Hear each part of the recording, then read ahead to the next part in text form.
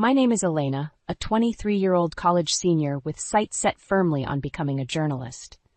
But today, instead of celebrating my pending graduation, I'm trapped in a nightmare that's all too real. Barely 24 hours have passed since we buried my dad, Martin. He was the kind of father who managed to make me feel loved despite always being halfway across the world on business. The house feels emptier without him, a silent testament to the void his passing has left. As I stand in the foyer, still numb from the funeral, my mother Claudia and sister Victoria waste no time in announcing their plans. Their words ring in my ears like the tolling of a bell, a funeral knell for any lingering sense of family unity. "We're going to sell this house," Claudia says, the cold glint in her eye betraying her feigned solemnity. "Start looking for a new place, Elena. You better be out soon." I can hardly believe what I'm hearing. Before I can process the loss of my dad, they're already thinking about money and what they can gain from his death. It feels like a betrayal too large to comprehend. "You don't think you're entitled to anything, do you?" Victoria taunts, her boyfriend John chuckling beside her.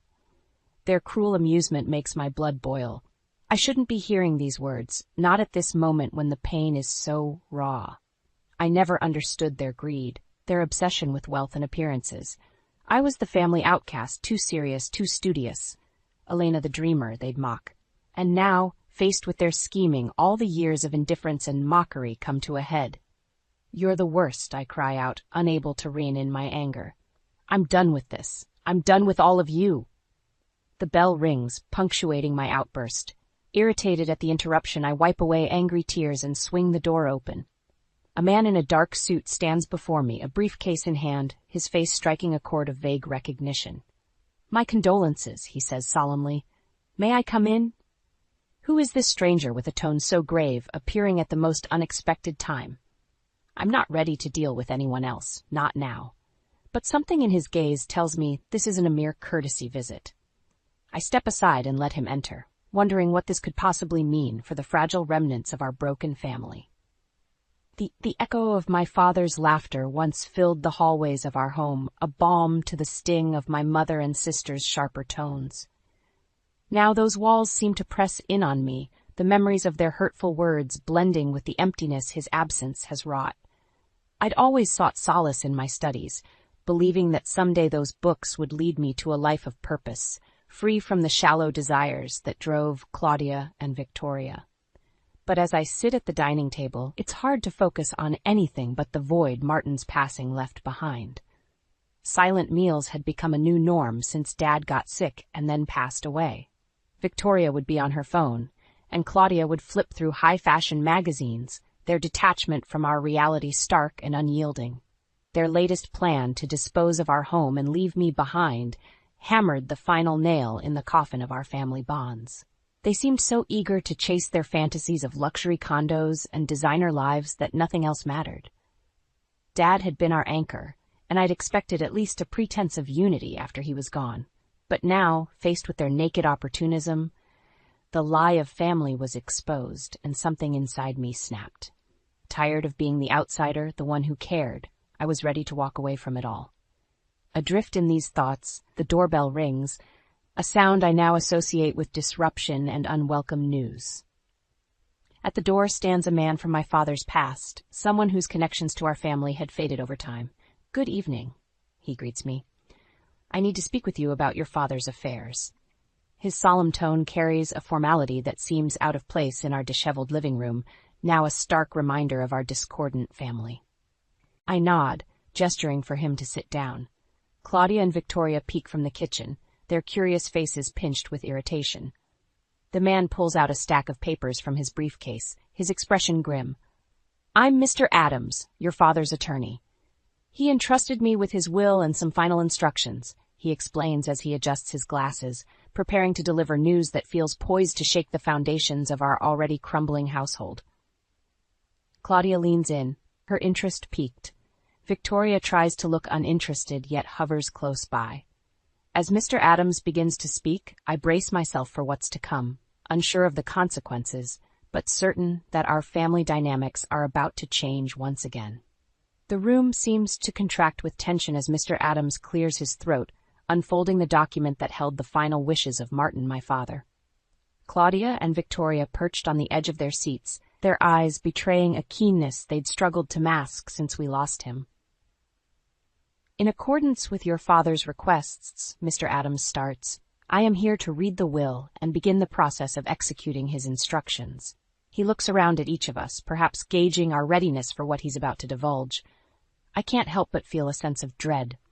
Growing up in the shadow of my mother and sister's expectations had taught me to expect little, to brace for disappointment. Yet, as the attorney's words begin to flow, it's evident that our expectations are about to be overturned. To my daughter Elena, I leave the entirety of my estate, including the family home and all accumulated savings and investments. The room falls silent, but for the rustling of paper and the distant ticking of the grandfather clock. Mr. Adams continues to read, but I barely register his words. All I can hear is the thundering beat of my heart and a kind of ringing in my ears. It can't be right. There must be some mistake. Me? I finally manage to stammer, my voice sounding foreign to my own ears. But why? Victoria's chair scrapes violently against the floor as she stands, her eyes widening in a mix of shock and fury. Claudia, similarly stunned, remains seated, her mouth opening and closing soundlessly. John, who had until now hovered quietly in the background, steps forward as if to protect or perhaps restrain Victoria. This is some kind of joke, right? He demands, but Mr. Adams simply offers a somber shake of his head. There's no error, he assures us. Martin was very specific in his directive. He believed that Elena, with her convictions and work ethic, would best honor his legacy and manage his assets responsibly. Claudia finds her voice as disbelief gives way to anger. But what of us? She snaps. Her mother and sister? Are we to be left with nothing while she takes everything? The question hangs in the air, a palpable cloud of resentment radiating from my mother and sister. I'm at a loss for words, torn between the immense responsibility thrust upon me and the sting of their evident greed. Mr. Adams meets my gaze. Martin had his reasons, which he believed would be understood in time. For now, we must discuss the next steps and the details of the estate. As he talks, I can't help but wonder what my father saw in me, what faith he had placed in my hands, and how I could ever hope to fulfill it amidst the ruins of our family unity. The silence after Mr. Adams's revelation feels almost as heavy as the sadness that gripped me during my father's funeral. Claudia and Victoria's outrage fills the room, crashing against my shock like waves against a cliff. For a moment, no one speaks. We're trapped in a standstill, the implications of my father's will cutting through the air like a cold wind. My reasons, Mr. Adams finally continues, looking directly at me, were detailed in a personal letter left to me by your father for you, Elena. I'm to give it to you after the reading of the will. Victoria's voice breaks the spell, but there must be some mistake. I mean, she can't just get everything. Her words ricochet off the walls, heralding a battle I have no desire to fight. John puts a restraining hand on her shoulder, but it does nothing to dampen her spirit. And what about us? What are we, strangers, he decided to discard after everything we've done for him? She seizes upon the words like a weapon, her voice rising to a crescendo of disbelief. Claudia's mask of shock peels away, revealing the anger beneath. Exactly, there must be some provision for this, some oversight or option for dispute. This is preposterous. Her hands grip the arms of her chair, knuckles whitening. I finally find my voice, feeble though it sounds even to my ears. I don't understand. Why would Dad do this? What was he thinking? My mind races with unanswered questions, all pointing to a man I realized I may never have truly known.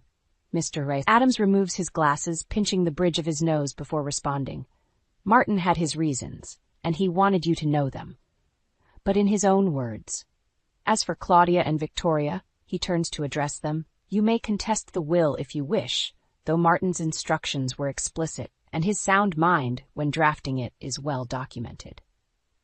The room falls into chaos once more. Voices clash as Claudia and Victoria express their anger and confusion, scrambling for a plan of action. I barely hear them. My thoughts are with the unopened letter, a final message from my father that burns a hole in the table where it lies. Taking a deep breath, I reach for the letter. The paper feels both insubstantial and as heavy as lead in my hands.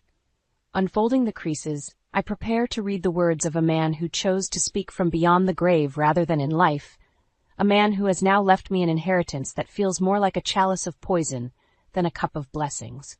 Alone in my room, with the door securely closed, I unfolded the letter with trembling hands. Each crease seemed to hold a whisper of my father's voice, and as the written words appeared, I braced myself for the understanding that was about to come. Dearest Elena, it began in my father's familiar script. As you read this, I am sorry that I am not there to tell you these things in person. Sorry that I am leaving you with a burden that a parent should never bestow on their child. His apology, sincere and immediate, cut through the complexities of legal jargon and blunt revelations that had filled the air just moments ago. I inhaled deeply, the scent of ink on paper somewhat comforting. Your strength, your discipline, and your vision for a better world have never been invisible to me. In you, I saw the promise of a future that embraced honesty and integrity, far from the grasping hands of greed. The letter trembled in my hands, not from a breeze through the old window pane, but from the wellspring of emotions it unleashed. My eyes continued down the page. Elena, I've not been blind to the ways of our household. Your patience and hard work in the face of neglect by your mother and sister have been both my heartache and my pride. Giving you the entirety of my estate is my way of reconciling with the unfair responsibilities you've been forced to shoulder. Each sentence wove a tapestry of my father's unspoken observations and quiet support. The man who seemed a distant provider had been watching all along, understanding more than he let on. My only hope is that this inheritance will provide the freedom and the means for you to fulfill those aspirations that burn so brightly within you. Do not feel confined to fix what was broken long before you could make a difference. Live the life you deserve, my Elena. I folded the letter, pressing it against my chest, feeling the ink-etched love of a father who had seen his daughter's unassuming sacrifices. A wave of determination swept through me, mixed with the grief that had trailed me like a shadow since his passing. Leaving the safety of my room, I stepped back into the storm that was my fractured family. Mr. Adams glanced up as I entered, a silent question in his gaze. Claudia's glare was sharp, fixated on me, and Victoria was pacing like a caged animal, her earlier rage turned desperate. It's time to talk about what happens next, I said, my voice firmer than I felt. Claudia scoffed. What happens next is that we challenge this farce. Victoria nodded vehemently. You won't get away with this, Elena. We deserve our share. Mr. Adams interjected. Any legal challenge will be a lengthy and costly process with no guaranteed outcome. Martin's will is clear and well within his rights to enforce. With my father's words burning a hole in my pocket, I faced them, the family that had never truly been a family. It wasn't my decision, but it was his, and I intend to honor it. Tension wrapped chains around us all, but amid the chaos, one truth held steadfast. I would carry out my duty, uphold my father's wishes, and through them, perhaps find my own path to a better world. In the following days, the house became a war zone of oppressively silent mornings and thunderous arguments. Victoria and Claudia scoured legal forums and consulted with lawyers, desperately seeking a loophole to contest the will. They clung to the belief that they were entitled to Martin's legacy, viewing it as their rightful due rather than the gift of a man's life work. Despite their efforts, Mr. Adams remained unflappable, a steady pillar amid the tempest. His calm demeanor was a source of comfort as we navigated the uncharted waters of estate settlement. The will is airtight, Elena, he assured me once again over cups of tepid coffee in the formal dining room. You need not worry about their threats. Yet even with his reassurances, guilt gnawed at me. Was it right to accept everything while my mother and sister got nothing? The logical part of my brain reminded me that my father had his reasons, but my heart couldn't shake the residual familial obligation, a desire to mend what was broken, even when I knew it was beyond repair. I spent my days preparing for the inevitable legal challenges and familiarizing myself with Martin's finances. The responsibility was daunting, running the numbers, making decisions about property and investments I never knew existed. Each step felt like wading through fog, but I was determined to see it through, to build on the small beacon of trust my father had left me. It was during these sessions of poring over financial statements that my mind would wander to the life awaiting beyond these walls, how to use this inheritance to forge a path aligned with my own values, how I could make a lasting impact. Amid the chaos, Claudia and Victoria grew increasingly agitated, their true colors seeping out in bursts of pettiness and spite. In an impulsive display, Victoria claimed sentimental family heirlooms, while Claudia hinted at dark secrets that could tarnish Martin's name. Their insinuations aimed to wound, to shake my resolve, but I had become adept at navigating their emotional minefields. One particularly tense evening, the air thick with unsaid threats and frigid stares, I reached my breaking point. "Enough," I said, the single word slicing through the tension. 3 pairs of eyes fixed on me, uncertain, wary. "I can't give you what Dad didn't leave for you, but what I can do is help you start over somewhere else." Their shock was palpable, an abrupt shift in the dynamic they had been fueling. "It won't be a life of luxury, but it will be a fresh start." Claudia's laughter was sharp, humorless. "A concession prize from our dearest Elena. How magnanimous." Her sarcasm was a familiar sting, but it glanced off the armor years of antagonism had helped me forge. I stood firm, despite the bitterness that clawed at the air between us. "It's not a prize. It's a choice. Take it or leave it. But understand this. I am moving forward, with or without your acceptance." Their response was a symphony of silence and begrudging nods, a tenuous agreement forged at the crossroads of greed and survival. As I retreated to my room, the letter's weight in my pocket reminded me of the journey ahead, one where I'd navigate not only the inheritance, but also who I would become as a consequence of it. The days turned into weeks as my life became a routine of meetings with Mr. Adams and navigating the complex process of realizing my inheritance. Claudia and Victoria, having reluctantly accepted my offer, began their search for a more modest place to call home. The atmosphere grew less contentious, though the air still held a chill that went beyond the coming of winter. It was a time of paradoxical solitude amidst the chaos. The house felt larger and more desolate with each packed box and removed piece of furniture. I found temporary solace in my father's study, which remained untouched, a capsule of the past that echoed with a time when family strife was just a faint undercurrent beneath the surface of our daily lives. The day finally came when Claudia and Victoria left the house for the last time. With the sign of a check and a curt farewell, they were gone, taking with them remnants of a life that was forever changed. Standing in the doorway, I watched as their car disappeared around the bend, feeling an unsettling mixture of relief and sorrow. It was time to look to the future.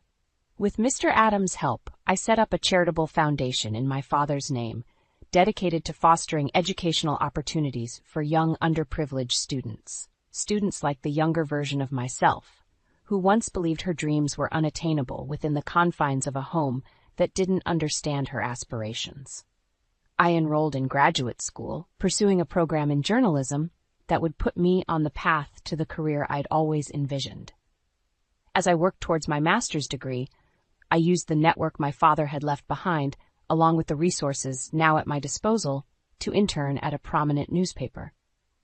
My life was busier than I ever imagined, filled with the pursuit of stories and justice, just like I discussed with my father on those long-distance calls that now felt like a lifetime ago.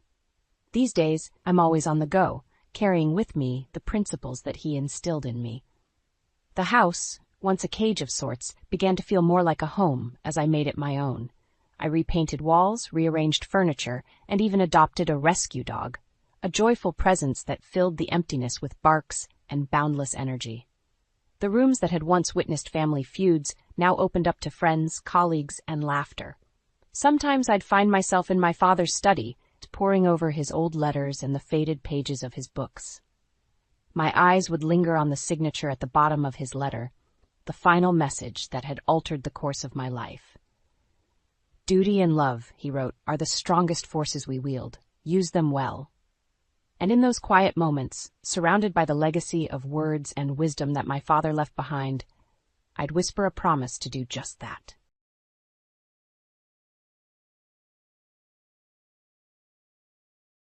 Your father finally passed away, huh? He was such a kind father. I really loved him.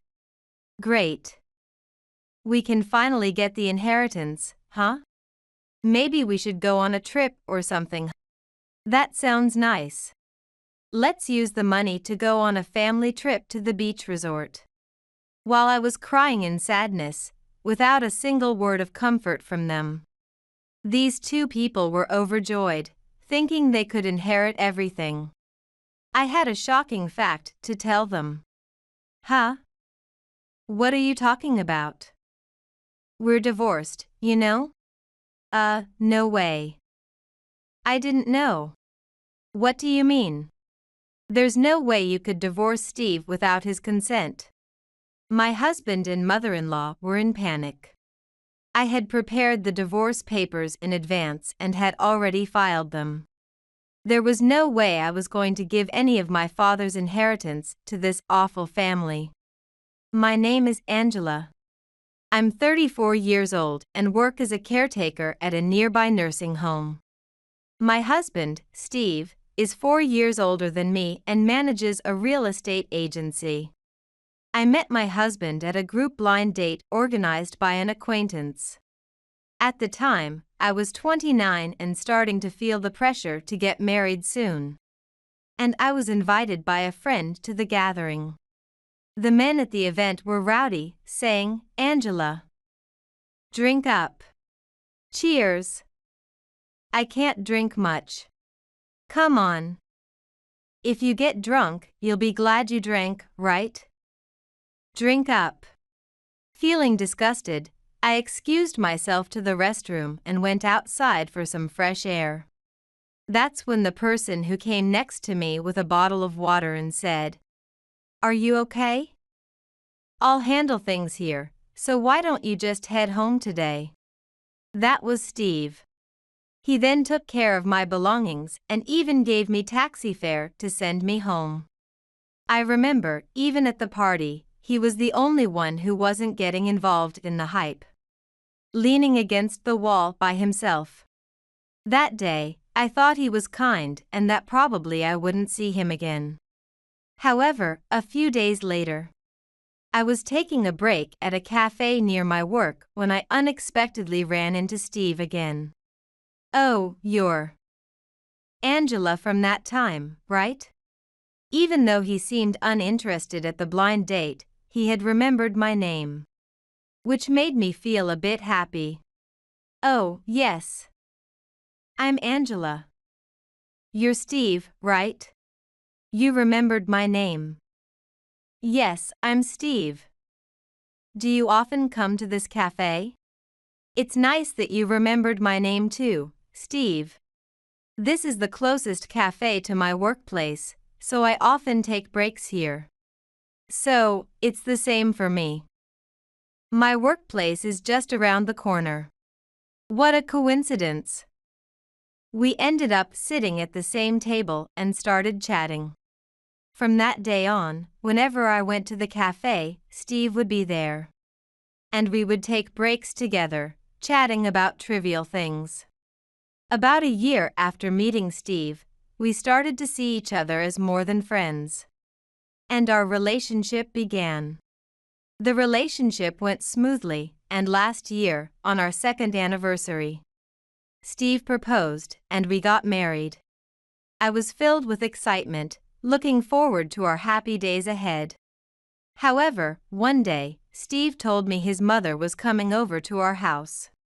"Angela, Mom is coming over to visit today." "Huh? Your mother?" I asked, just as the doorbell rang. "Oh, look, here she comes," he said, greeting his mother with a big smile. Even though he was already in his 40s. He was so thrilled just because his mother was visiting. He had always been like this, a super mama's boy. Even as for his current job, he had climbed to the position of manager through connections from his mother. I liked Steve, but this was the one aspect of him that I found off-putting. "Steve. Long time no see. Mom, thank you for coming all this way. Come on in. Oh, Angela, you are here," his mother said, clearly displeased to see me. His mother is currently 68 years old and lives on a pension. She has a daughter and a son, Steve, but divorced her husband when Steve was still in elementary school and raised her children as a single mother. Her daughter is married and lives in New York, far enough away that they hardly ever meet. But Steve and his mother frequently stay in touch. And they meet at our house like this once a month.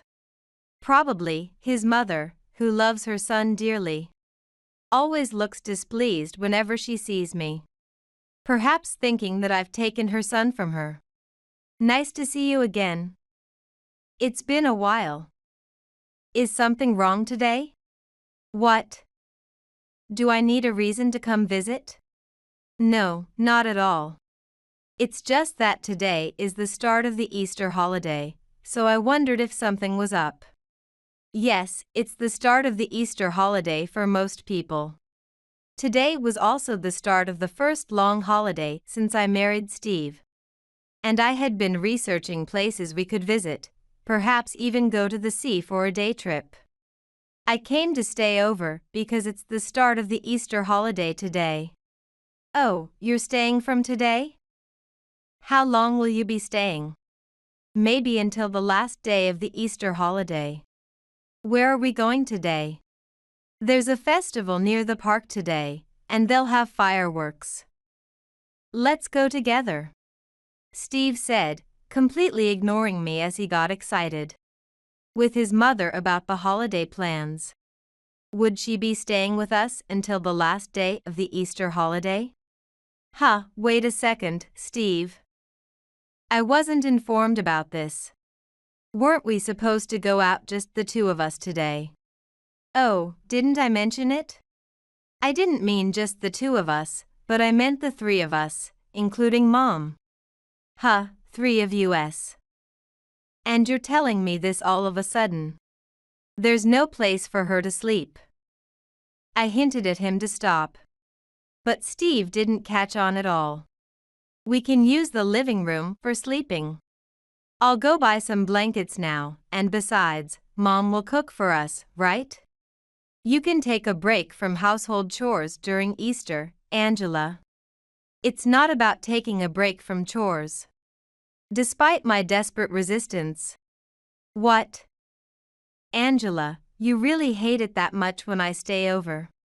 Wow, Angela, that's terrible.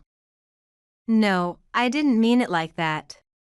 I had no choice but to deny it, but inside, I was really thinking, of course, I hate it. Thus, during the Easter holiday, my mother-in-law ended up staying with us every day. All right, I'll go buy the blankets now, Steve said, rushing out of the house.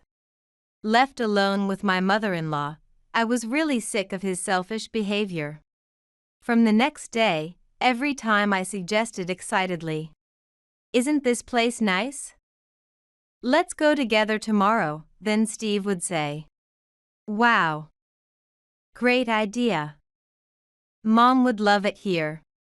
Thus, he started taking his mother along on all our dates. In the end, I never got to spend any time alone with my husband during the Easter holiday. But today was the last day of such days. While it was sad that the long-awaited holiday was ending, I was happier thinking that my mother-in-law was going home today. "It's been a long stay, thank you," my mother-in-law said as she gathered her belongings to leave. But then Steve suddenly exclaimed, "Mom, you're leaving? Oh, right. From now on, why don't you live here with us?" I was about to lose it at his shocking suggestion, but while I was taken aback, my mother-in-law's eyes sparkled as she said, "Really? I can't believe my son would suggest such a thing. I really raised a good son. Wait a minute, please." I tried to stop my mother-in-law, then turned to my husband. "Steve, why are you deciding this on your own? Listen to my opinion too." What's your problem? You're planning to send my mom back to her house alone? It's suddenly sprung on us, we have our own lives. And it's obviously going to be difficult. Calm down for a second. Were you always such an unpleasant person? Anyway, from today, Mom is living with us, so keep out of it, he started shouting. Hearing her son's statement, the mother-in-law seemed very pleased. Well then, I'll pack up right away and move over here, she said cheerfully as she left the house. I'm not the type who's good at voicing my opinions, and with these two, who just don't understand, I was even less able to say anything. A few hours later, the mother-in-law arrived at our house with a lot of luggage. In this way, the cohabitation began, almost forced upon me. The days that followed were the worst every day. When I returned from work, there would only be 2 servings of food on the dining table. Well, what's this about? I asked my mother-in-law. There's no food for you, so go buy something at the store. As she openly harassed me and told me daily, you should leave this house soon. Unable to hold back, I blurted out. You really hate me, don't you? Have I done something to make you dislike me? Then, the mother-in-law said, yes, I hate you.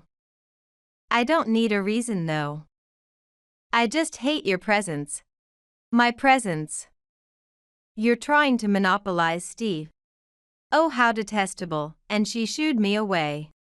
Reaching my limit, I decided to persuade Steve to reconsider living with his mother. I can't take it anymore.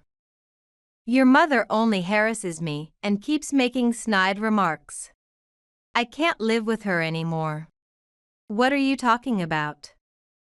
Stop being so annoying. You're the one with the bad attitude. What?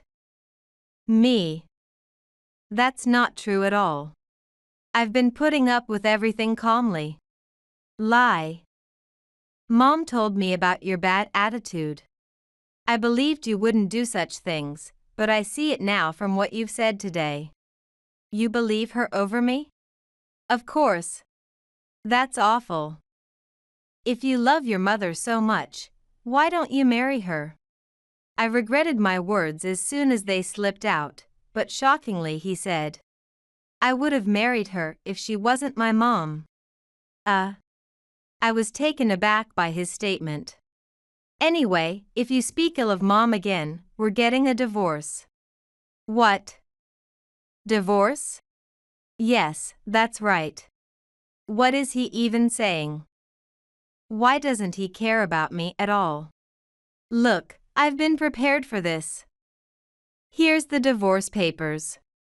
If you can't live with Mom, then it's divorce.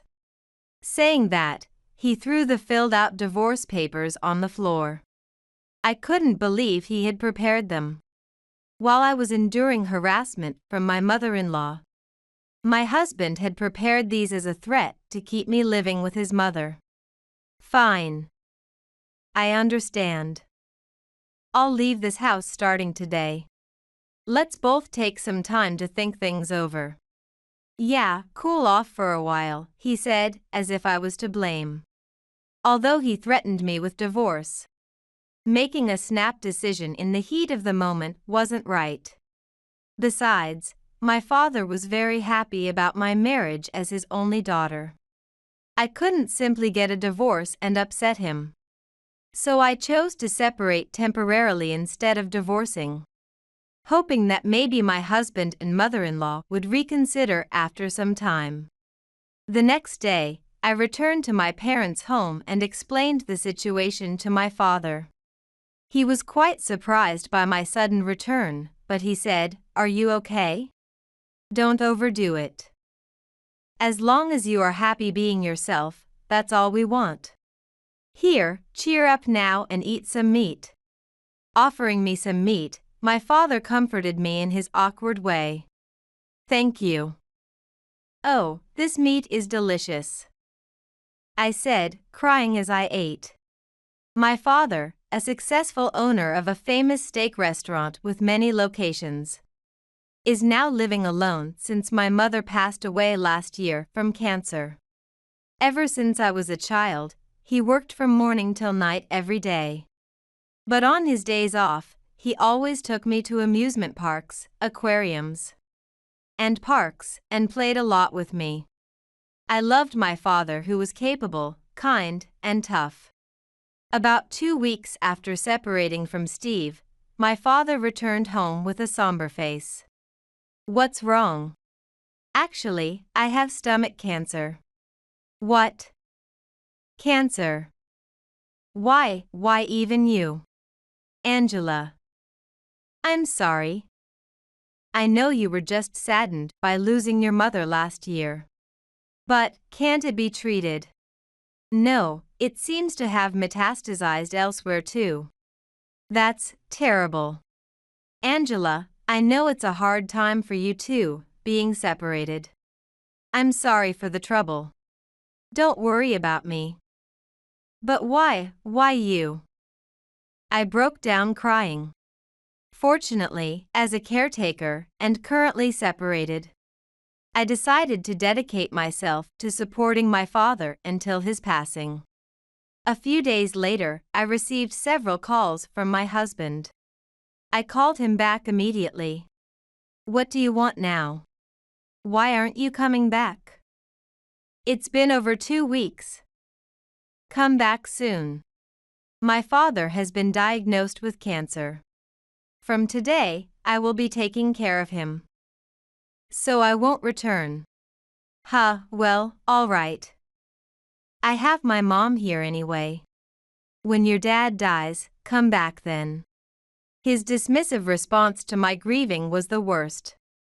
I thought, well, all right. When he dies. Every word he says is just terrible. Was this man really my husband? I felt as if something snapped inside me. After that, I took a leave from work and spent my days cherishing the time with my father. Angela. Thank you for everything, day after day, for such an old man like me. What are you saying? When I was little, you took care of me every day, right? It's no different now. I'm happy we can live together again. You really grew up to be a kind-hearted person. I'm so lucky. Angela, you must find happiness too. Dad. Thank you. I'm glad you're my father. A few days later, my father passed away. I was busy with the wake and the funeral, hardly having time to grieve. While I was sorting through my father's belongings, my husband called. I didn't want to talk to him and ignored his calls, but he was persistently ringing every day. I blocked him without hesitation. Honestly, I couldn't care less about my mama's boy husband anymore. Suddenly, the doorbell rang. When I checked the intercom, there were my husband and his mother. What? What are you doing here? You wouldn't answer the phone, so I came all this way to see you. I didn't want to think about it anymore. My father. My father has passed away. To my hoarsely whispered words, my husband responded not with words of comfort, but with the most insensitive remark. Oh, he did say he had cancer. So, your father finally passed away, huh? He was such a kind father. I really loved him. Angela, didn't your mother pass away recently too? That means all your father's inheritance comes to you, right? Great. We can finally get the inheritance, huh? Maybe we should go on a trip or something. That sounds nice. Let's use the money to go on a family trip to the beach resort. What? What are you talking about? Are you serious? Your father was a business owner and seemed quite wealthy. With the inheritance, we could probably go to the beach resort for a week, right? As I wept in sadness, without a single word of kindness. The two of them joyfully assumed they could inherit everything. These two, still the despicable pair I remembered, were overjoyed at their misunderstanding. It was time to set them straight. Huh? What are you talking about? We're divorced, you know? What? So, you and I are now complete strangers. That means not a single penny of my father's inheritance goes to you. Yes, those words from my father, telling me to be happy, had prompted me to decide on the divorce. I was determined to find happiness for both my deceased mother and father. I knew I wouldn't find it with my husband and his mother. No way.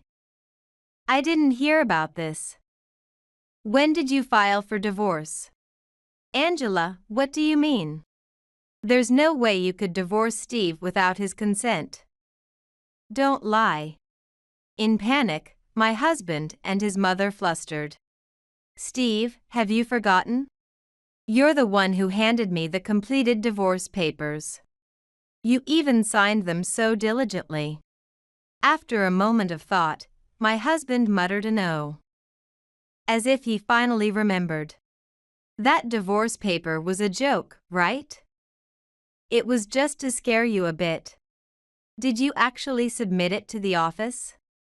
Of course, I did. With despicable people like you two, I couldn't stand to see your faces anymore. It was definitely the right decision to get a divorce.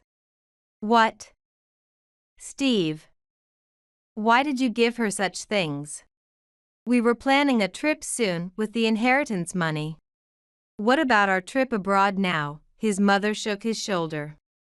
Wow, you were planning such a thing? Really despicable. I was truly suffering after my father died.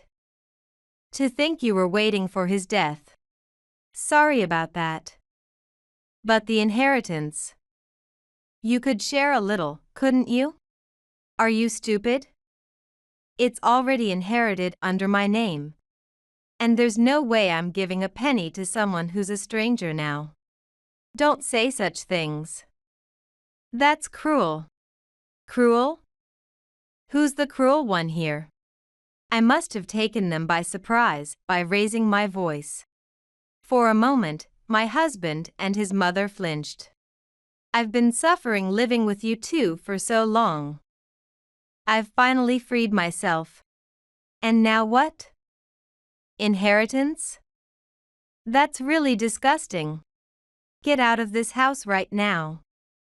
I exploded in anger.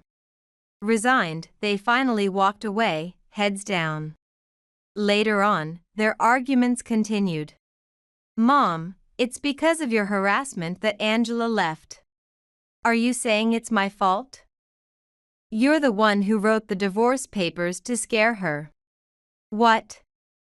My fault? Who do you think allowed you to live in this house in the first place? They fell into discord, and the mother-in-law moved out.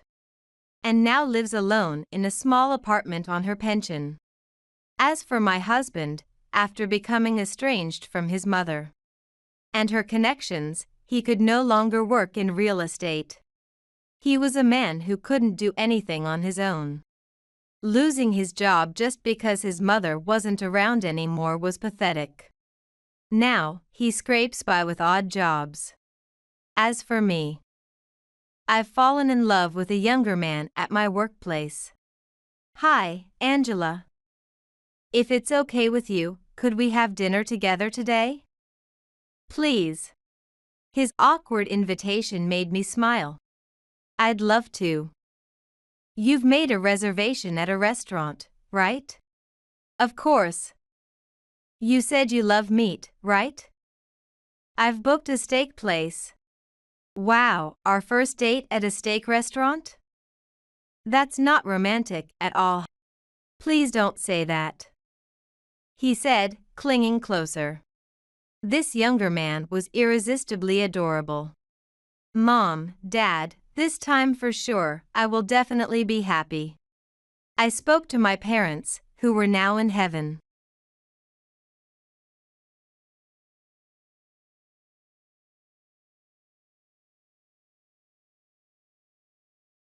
You seem to be with a pretty poor-looking man, huh?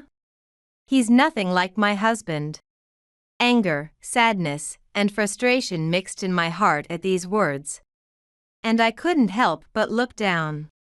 That was my former best friend, who had stolen my fiancé and married him. After 10 long years, I hadn't expected to run into her. Especially since I had moved away after getting married. We were just having a meal at a diner in tracksuits when she appeared. My husband has climbed his way up to being the head of the medical department thanks to me. He makes good money, so buying brand stuff is easy for us. She flaunted her branded bags and accessories, looking down on us with disdain.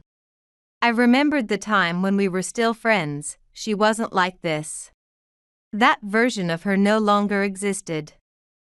I just wanted her to leave us alone. Please, don't disturb our family time. While I remained silent, it was my husband who spoke up.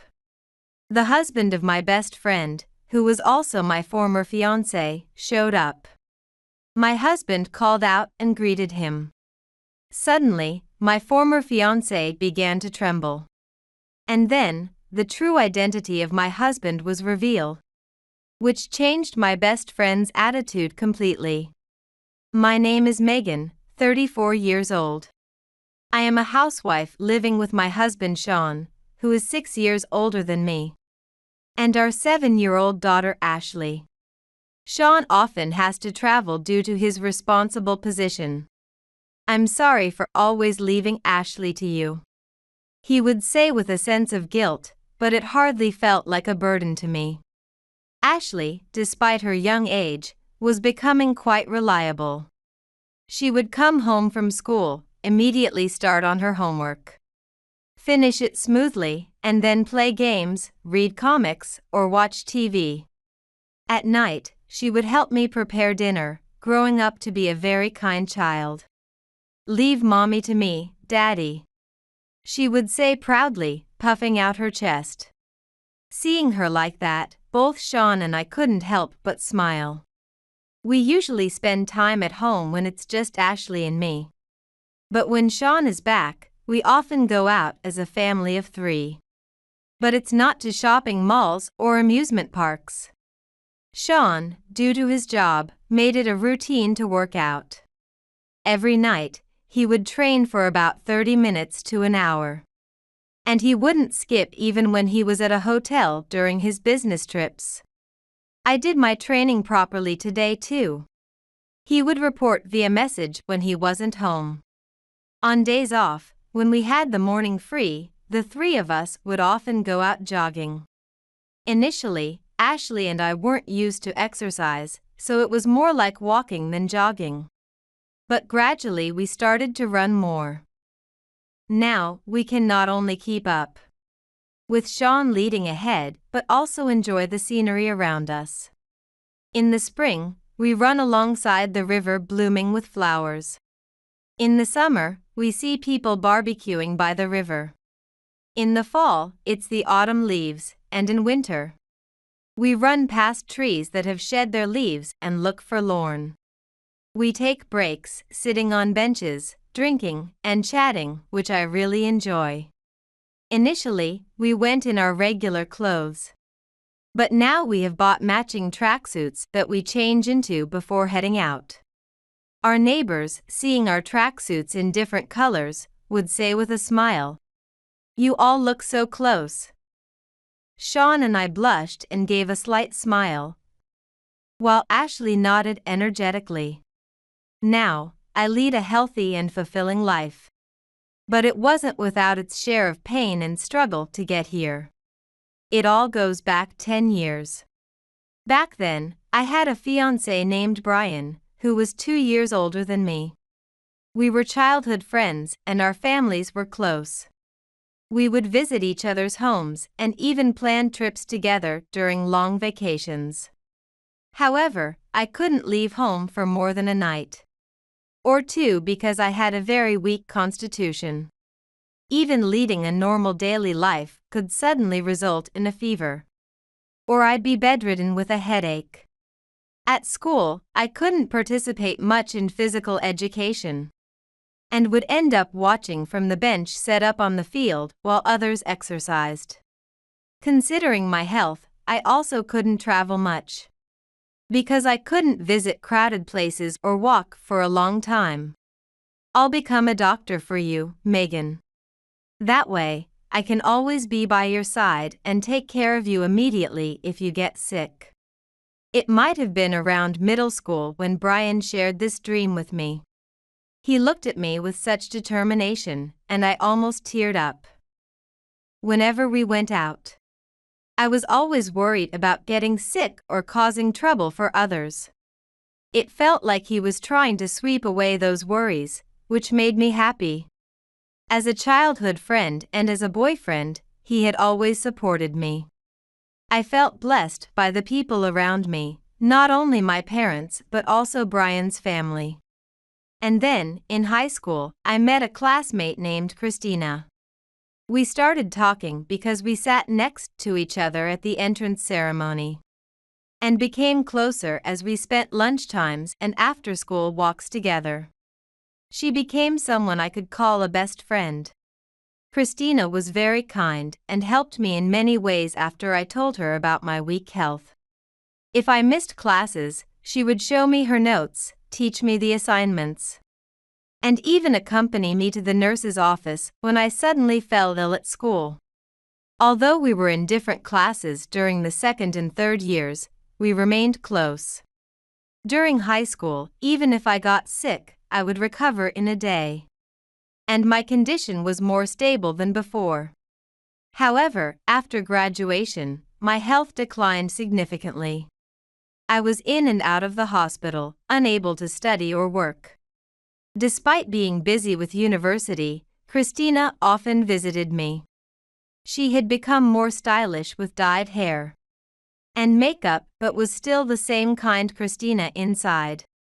She would show me photos of famous spots and cute cafes she had visited with her college friends, saying, "When you're discharged, I'd love to go there with you, Megan." Those words gave me strength. Brian attended medical school. Despite his busy schedule with studies and internships, he still found time to keep in touch and visit me. I was deeply touched by the kindness of those around me, filled with a sense of happiness. I wonder when that all began to change. It might have been when I was 22 years old. A pivotal moment when I moved to a specialist hospital to focus on my treatment. It was around that time that I met Sean. He became my attending physician, while I was often confined to my hospital room. Brian and Christina began a secret relationship. Their visits to see me overlapped, and they became acquainted and started talking more. At that time, I hadn't realized it. I didn't see the predatory look in Christina's eyes as she gazed at Brian. I only learned of their affair 2 years later when I turned 24. I had hoped that once my condition stabilized, thanks to the treatment, I could go out on dates with Brian or hang out with Christina. "Sorry, let's break up." He suddenly told me this. To my dismay, Christina was present beside him, giving me a bad feeling. "Why?" I could barely whisper, shocked. Without looking me in the eye, Brian spoke disdainfully. "Being a doctor, having a wife as frail as you, Megan, wouldn't look good socially, right? I can't stand having someone who isn't physically robust." Stunned, I stared at him with unfocused eyes. Christina, caught in my peripheral vision, was covering her mouth with her hand, barely suppressing her laughter. "Anyway, you are nothing but a burden to me now. I'm cutting ties." "Oh, me too. Now that I think about it, I've always found you bothersome since high school." With that, the two of them, arm in arm, walked away from me. I realized that Brian had been influenced by Christina's selfish and pretentious ways as their relationship developed. Since our families were close, the news of our breakup quickly reached our parents. Brian's parents apologized to me with pained expressions and informed me about his situation that I hadn't known. He was a fledgling doctor, deeply dissatisfied with his current situation. Previously humble and studious, he had lost his motivation under Christina's influence and started taking the easier path. The shock of their betrayal worsened my already fragile health. Seeing my condition, my parents suggested moving to another city with a specialist hospital. Staying here, you'll keep being reminded of Brian and Christina, which would be painful. If your heart remains heavy, it will surely affect your body too. I sincerely took their advice, and my entire family moved. Dr. Sean Hansen, my new physician, treated me with great care, having built a rapport akin to a confidant. He also supported my emotional recovery after being harshly dumped by Brian. Thanks to his dedicated treatment, I mentally recovered, and my physical health gradually returned. On days I couldn't even get out of bed, Dr. Hansen, who had been closely monitoring my progress, would say, "Megan, you are truly remarkable. You're very strong to have recovered this much without letting the disease defeat you." It was with great reverence that he admired me for having battled my illness throughout my 20s. Similarly, I respected and trusted him for his consistently kind and attentive care. Over time, as we spent more hours together, these feelings transformed into love, and we started dating. When I was 27, a turning point in Sean's career came, and we decided to get married. After being discharged, I began a new life with him. Many stores, supermarkets, various types of houses lining the streets. Weeds growing by the roadside interspersed with bright flowers. Those ordinary scenes that dazzled me, and for a while after we started our new life, I was constantly moved by the smallest things. Sean never ridiculed this. He always watched over me with a kind face. From now on, let's go to various places and see different scenes together. We'll go flower viewing, to the beach, and even try autumn leaf hunting. Oh, but without overdoing it, of course. Now fully healthy, I could go to all the places Sean had mentioned.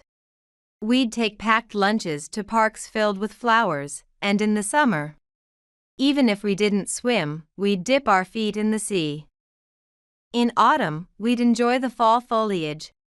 And when it snowed in winter, we'd make palm-sized snowmen. I took photos often, so all these memories are preserved as images. Sometimes I look back at them, and the feelings from those times resurface, allowing me to immerse myself in happiness. Having lost all my physical strength due to the long hospital stays, I started jogging with Sean to regain it, and now our daughter joins us too. One day, as usual, the three of us were running, when we decided to stop at a diner around lunchtime. "Megan? Is that you? It's been a while." There, quite by chance, I ran into Christina again. Bitter memories surfaced, and I almost showed it on my face, but I held back because of the child. I moved to this town with Brian. But anyway. She paused, then stared at us up and down as if sizing us up. When her gaze landed on Sean in his tracksuit, she burst out laughing. "Looking poor, huh? And you got married despite being Megan? Oh, did you two poor people just hit it off?" Her rude remarks kept coming. The girl I knew from high school was gone. She was completely a different person now. I almost admired how she could pretend for 3 years. Christina had a designer bag branded with logos, and wore several expensive earrings and rings. Noticing my gaze, she proudly held up her bag in front of her face. Brian has climbed his way up to being the head of the medical department thanks to me. He makes good money, so buying brand stuff is easy for us. That's a big difference from that poor-looking man over there. Anger, sadness, and frustration mixed inside me, and I couldn't help but bow my head. Ashley, sitting next to me, squeezed my arm worriedly. I just wanted them to go away. Please, don't disturb our happy family time. As I remained silent, it was Sean who spoke up. That Brian you mentioned, is that Mr. Anderson recently transferred to this area, right? Yes. Why do you ask? Christina seemed startled, perhaps not expecting Sean to initiate the conversation. Then Brian appeared. He must have been to the restroom and had just returned. He looked confused, glancing back and forth between Sean and me. I am a private practitioner, Sean Hansen. Hearing that name, Brian started shaking violently. In fact, Sean is a well-known and excellent doctor in the medical community. He had published a paper on my case, which received high praise. Of course, with my consent. Though he was on a fast track to a brilliant career, he chose to abandon that path to engage more directly with his patients, becoming a general practitioner in this town. Still, he is sometimes called to the university hospital. Naturally, Brian knew of him, which is why he trembled upon hearing his name. Oh, come on, you should have said so earlier. I didn't know you were such a prominent person.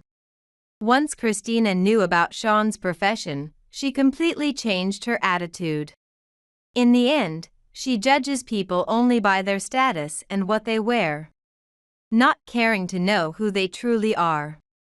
She had forgotten how she had mocked us for looking poor because we were in tracksuits.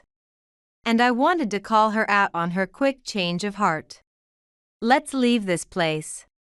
Feeling uncomfortable around Christina, I spoke out. Sean seemed to understand my feelings and nodded silently. Oh no, are you leaving already? I still haven't talked enough. Ignoring Christina's grating, cutesy tone, we left the place. Once home, I vented my feelings to Sean. I waited until Ashley was asleep to avoid causing her any anxiety. I thought I was over those two. But being ridiculed like that brings up unforgivable feelings. I don't want anything to do with them anymore. As I spoke, trying to hold back tears and shaking, Sean gently placed his hand on my shoulder. It's okay. I won't let you go through any more unpleasantness, just leave it to me. A few days later, a call from Christina appeared on my smartphone. I grimaced at her name but reluctantly answered. What's the meaning of this? Brian has been demoted and even put under house arrest. Her shrill voice echoed, and I instinctively covered my ears. Clearly flustered and panicking, Christina kept mumbling for an explanation. Come to Sean's hospital. With that firm reply, I immediately hung up. For Christina, the only clue to what happened to Brian was through Sean and me. She would surely come. And my prediction was correct. Brian was with Christina, and the atmosphere between them was tense and irritable. Sean, usually amiable, led them seriously into the reception room. Christina and Brian sat opposite to us, with Christina visibly sulking and plopping down noisily, crossing her legs. Megan, you must have instigated something, right? You're upset because I took Brian from you. Even now, she could still take such a condescending attitude. Why would you think I had anything to do with it? I questioned one of Brian's subordinates. There was an internal complaint, and he was demoted because of it, and your husband was involved. Using personal reasons to demote me is cowardly. Christina and Brian were accusing me together. But they were misunderstanding something. Just because I couldn't forgive them didn't mean I could cause such a big issue. That's not true. Sean quietly stated his case, and like hitting pause, they both stopped in their tracks. Brian knew better than to argue against Sean, a far superior doctor. You've had numerous issues with your behavior before, haven't you? I won't let you forget that. As Sean pointed this out calmly, Brian suddenly looked away. His mouth opening and closing, but no words coming out. Christina, seemingly puzzled by what was being said, turned to Brian and grabbed his arm. In fact, Sean was well connected, and many younger doctors had consulted him about Brian. Brian had been shirking his responsibilities onto those below him, displaying arrogance and misusing his position as chief to do as he pleased. Even if we say it, they hardly believe us. But if it comes from you, Mr. Hanson, everyone will believe. All right, I understand.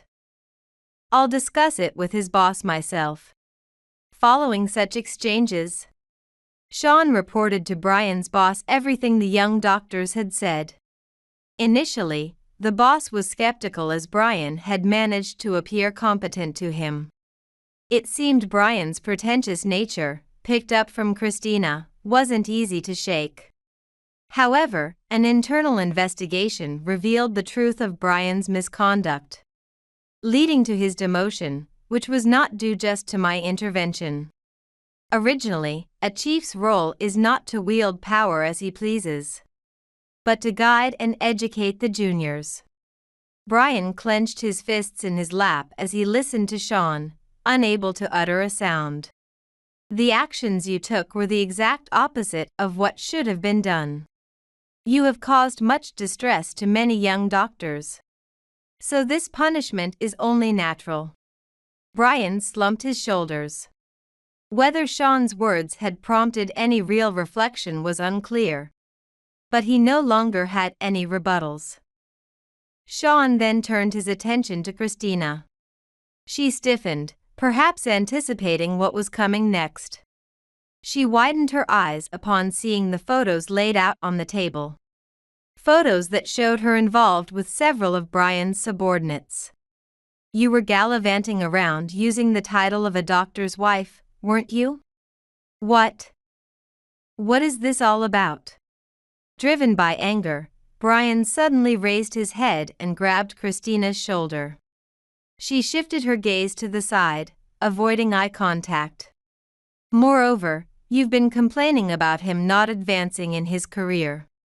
The complaints must have ceased when he was promoted to head of the department. But now with the demotion, it was back to square one. The photos on the table mostly showed Christina entering hotels with other men, clearly involved, but among them was a single shot of her laughing in a cafe, perhaps continuing to speak ill of Brian. Damn it. Having a wife like you, so flippant, is embarrassing. What? I'm not interested in someone who's fallen off the career track anymore. What? Divorce then, divorce. Forgetting our presence, the two began a nasty argument. Watching them blankly, I wondered why I had ever been concerned about them.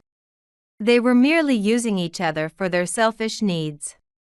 There was no real trust between them. So their relationship was doomed to fail regardless of the demotion. Sean pulled them apart and ejected them from the hospital. They continued their loud argument all the way out. Eventually, Christina and Brian divorced. Both struggled with debts and legal challenges from their actions. Brian faced claims from the doctors he had mistreated, and Christina was sued for compensation for expensive bags and accessories by the wives of the men she had been involved with.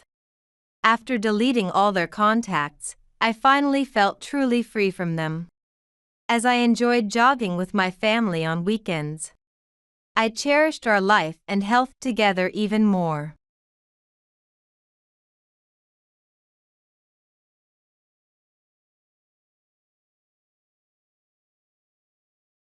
When the New Year's Eve I spent alone was over, my aunt and uncle appeared early in the morning. Vanessa, let's leave this house. They said they had obtained permission to adopt me. I, now their adopted daughter, began to study intensely as a way to repay my aunt and uncle's kindness. 15 years later, as I was making a name for myself on TV, my biological parents reappeared. Then, I decided to execute a certain plan. My name is Vanessa Hansen, and I am 33 years old. I have successfully turned my life around. I have an older sister who was always considered adorable, and was even talked about as potential child actress material in our neighborhood. I should clarify that the person I surpassed was not my sister. Indeed, if I had, my life might have been entirely different. As a child, I was the complete opposite of my pretty sister. My sister was charming, kind-hearted, and smart. She had her persona figured out from a young age, and she was simply perfect. Both my parents and all the adults around adored her. I, on the other hand, was the only one in our family who was chubby. I think our faces looked alike, but my puffy cheeks made me unlike my sister. Not someone everyone liked. I was a shy child with no charm, quite grumpy actually. In elementary school, I was nicknamed Mr. Oppo, a strange name for a girl. But it started when a friend overheard my mother mockingly using it on me. "You are the opposite of your sister," and perhaps that's what they overheard. This nickname must have reached my parents' ears because by the time I was in elementary school, they seemed to have lost interest in me. There was also a gap in our academic performance. My sister was always among the top in her class, whereas I was towards the bottom. While my sister would get snacks at 3 p.m., I was denied any. Because my chubby figure was blamed on the snacks even though I didn't eat a lot. Despite that, my chubby figure never changed. The differences didn't stop at snacks. For various reasons like birthdays or because she looked cute at a recital, my sister would get new clothes and shoes. I would get her hand-me-downs, which were often too small for my chubby figure. Even when I asked my parents for larger clothes, they would end the conversation with, "You should lose weight." Unfortunately, at that time, I didn't know what dieting was. The only treasure I had was a backpack given to me by my grandparents before they passed away. Later, my sister went on to a private junior high school, having passed the entrance exams for a famous school with high academic standards. At that time, she was so pretty that there were even talks of her getting scouted as a model. My parents, especially my mother, would proudly walk her down busy city streets to attract scouts. However, I don't recall ever going out with my mother after a certain age. Once, my sister suggested taking me along, but my mother blatantly made a disgusted face and just responded, "Maybe some other time." This only made my sister's kindness highlight my own misery. Years later, I also entered junior high school, but unlike my sister, I went to a normal public school. From the beginning, my parents had declared that they wouldn't waste money on me. Feeling like my life had been sealed away, as a child, I thought this was just how siblings were treated, unaware of the abnormality of our family situation. However, as I reached adolescence, I started to question things. My mother, though a housewife with supposedly plenty of time, made me do all the household chores and shopping, while increasing her outings with friends. Whenever I wanted to go out with friends, my father would guilt me about the laundry. My sister, being kind, would sometimes help me. But after moving on to a prestigious high school, she no longer had time for me. The harshness of my parents only intensified over time. The first incident was when they missed a three-way meeting at school. During my 3 years of junior high, they only attended once, in the first year and never showed up for the second and third years. As exams approached, my teacher expressed concern. But I brushed it off, saying my parents were just busy with work. Then came the New Year's Eve incident. That year, my parents and sister went back to my mother's hometown for the holidays without me, saying I should stay home and study since I was an exam student. Likely, they found me annoying.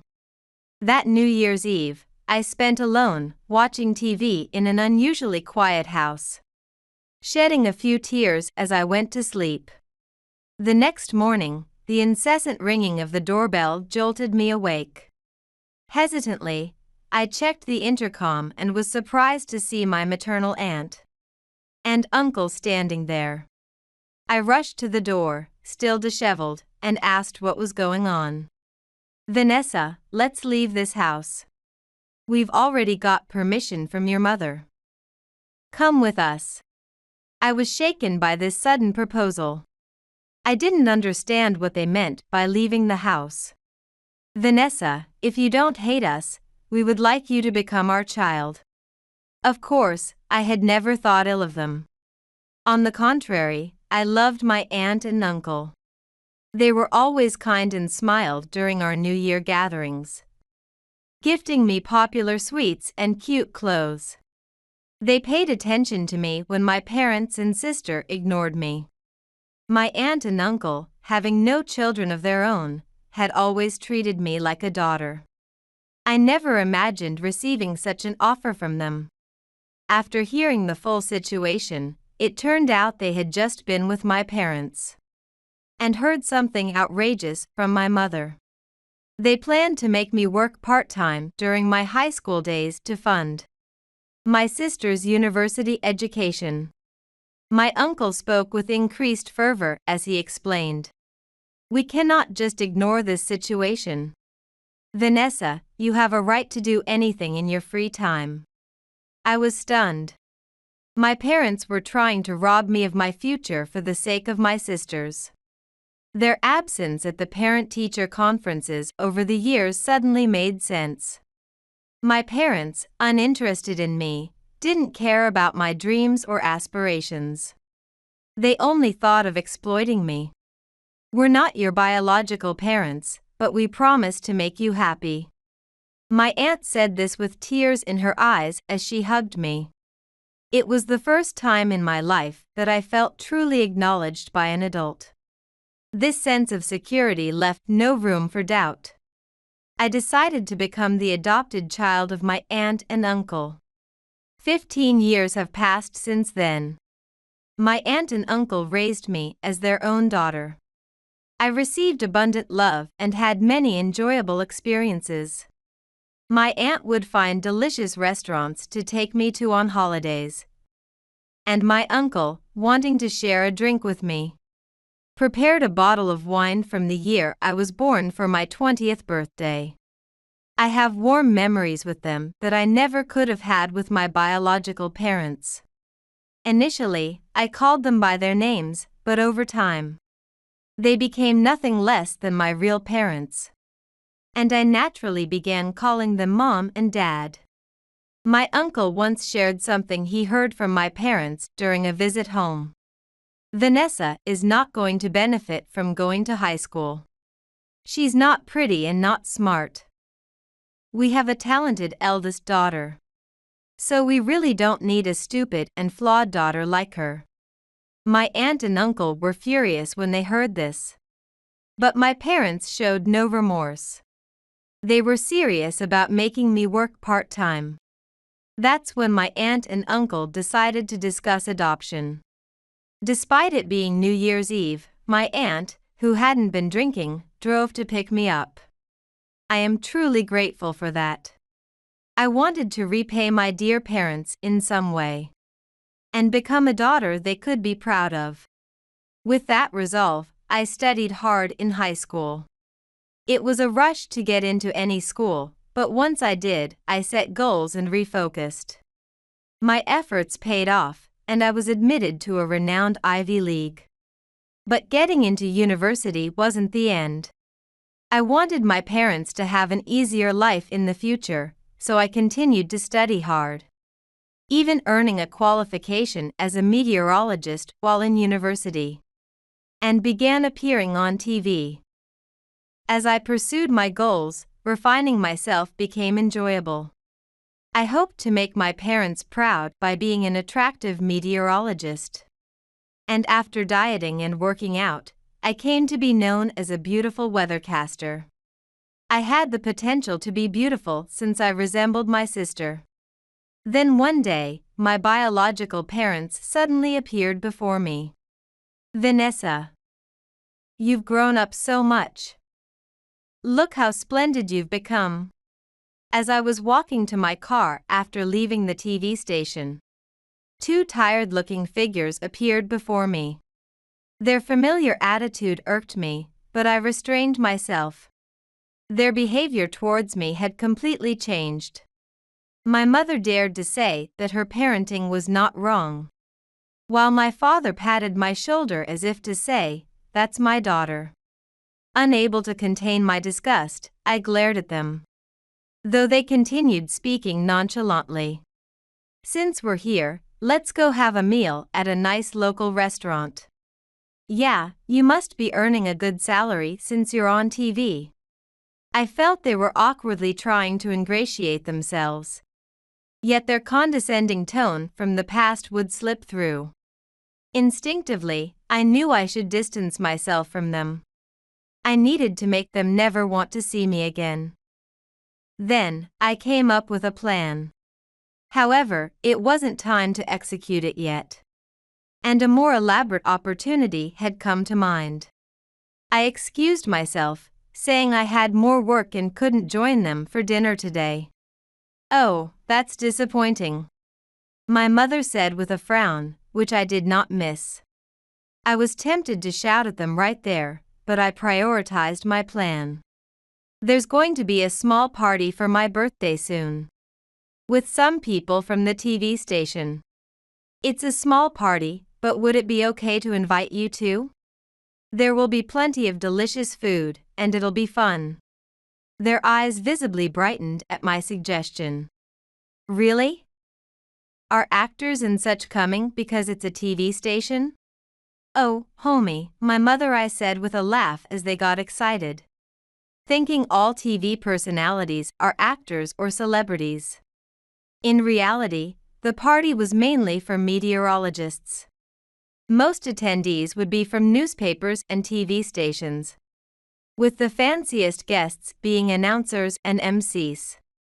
I casually ignored their eager voices, took their contact information, and left with a promise to reach out again. "I'll send you the details for the birthday party." 1 month later, the birthday party took place as planned. Though it was a small party, nearly 100 people gathered. My parents arrived, strutting proudly as if they were showing off their successful daughter. But to me, they were just an embarrassment. Despite my disdain, I had to complete my plan. I greeted them with a smile. "Thank you for coming, Mom and Dad. I have a special message for you two today," I said as I took their hands. They looked pleased but were restless, probably looking for celebrities. They whispered to each other, "Isn't that person from that TV show?" Then, I began my speech on stage. After the customary greetings and some playful heckling from the audience, which I responded to with jokes, I turned to my parents.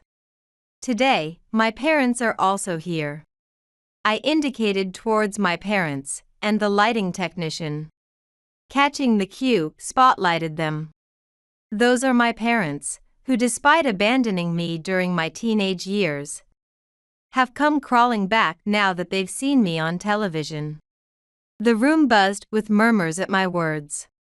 I had hardly spoken to anyone but close friends about my past. "Vanessa, what are you saying?" My mother stood up, while my father looked on, stunned.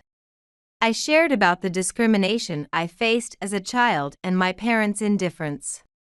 I talked about how I was the only one not given snacks, how I was almost solely responsible for household chores, and how my aunt and uncle, furious upon learning that my parents intended to make me work for the sake of my sister, adopted me. I am cheerful and lively today thanks to my aunt and uncle. They are not here today, but I am deeply grateful to them from the bottom of my heart. I believe everyone here knows me as a cheerful person. That's because my aunt and uncle took me in and continuously showed me love, helping me realize that I was not a worthless child. This allowed me to live confidently and become cheerful. The audience seemed shocked to hear my dark past and started expressing sympathy and condemning my parents, who shrank under their gaze. Mr. Reed from Daily Information, you're here, aren't you? Please include everything, my story and photos, in an article. At my request, as a birthday gift.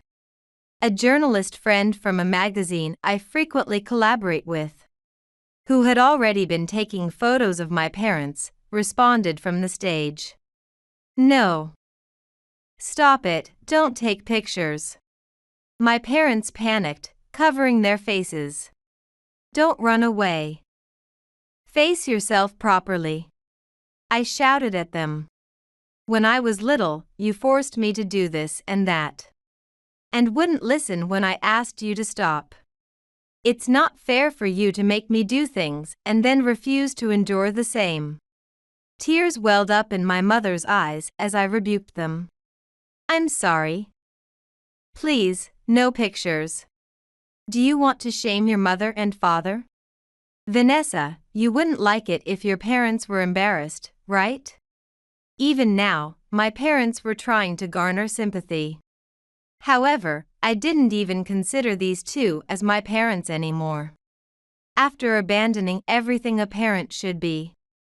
What right do you have to feel embarrassed now? It would have been better if you knew this shame when I was a child. Honestly, I was embarrassed too. Embarrassed that these people were my parents. I wished I could disappear into a hole. But this was like a ceremony of closure for me. By severing ties with them completely, I felt like I could truly claim my own life, carrying the greatest treasure of gratitude for my aunt and uncle. Before I knew it, I found myself crying. Observing this, some attendees forcibly escorted my parents out of the venue. It's finally over, truly this time. With a sense of accomplishment and overflowing gratitude towards my aunt and uncle, I felt proud of how much I had grown. Tears blurred my vision, but I felt incredibly refreshed. Later, when the magazine asked if I really wanted to go through with publishing my story, I confirmed without hesitation. The response was greater than anticipated. And while some worried it would tarnish my image, the articles were generally favorable, telling the story of a girl who turned her life around and found her true self by cutting off toxic parents. Meanwhile, my biological parents, following the publication, were seen with disdain by their community and moved away as if fleeing. My father had to quit his job due to the rumors, and they were scraping by, my sister informed me. Even after being adopted, my sister kept in contact, visiting me at my aunt and uncle's home and supporting my decision to be adopted. Knowing my childhood hardships, I later learned that my sister too suffered from our parents' overbearing nature. Triggered by the publication of my story, she distanced herself from them and is now almost completely estranged. 3 years have passed since then. Mr. Reed, who understood my situation and helped publish the article, has become my husband. We are blessed with 2 children and have built a joyful family. Like the unconditional love my aunt and uncle showed me, I pour equal love into my children, hoping to raise them to be empathetic like my sister, who always watched over me from afar. Yet, I have one more thing to do, to repay my aunt and uncle. This year, as usual, I gifted them a trip for their anniversary. We all went to Florida, my husband, children, aunt, and uncle.